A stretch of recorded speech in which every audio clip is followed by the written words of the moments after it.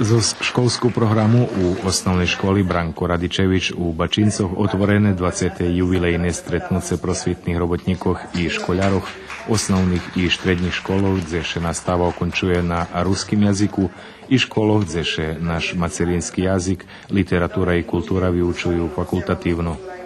Účastníky stretnúca potom naštěveli i serbsku i rusku cerku, jak i etnohyžu u tým mesce. Stretnúca predlužený u Šidze, účastníky naštěveli galeriu Sava Šumanović, muzej Ilianum, osnovnú školu Srpski front i vladičeskú rezidenciu Ruski dvor. Na šických navedzených lokacijoch dočekali ich domašní i poupoznavali účastníkov stretnúca zo ich dielnosťu i aktivnosťami, davajúci okremný akcent na aktivnosti viazaný za ruskú zajednicu.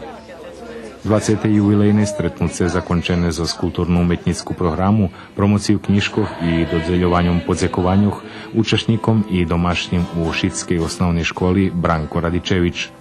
Rímske stretnuce prosvitných robotníkov otrimané u ramikoch označovania 190 rokov od narodzenia Branka Radičeviča i 180 ročnici od naseľovania Rusnacoch do Bačincoch.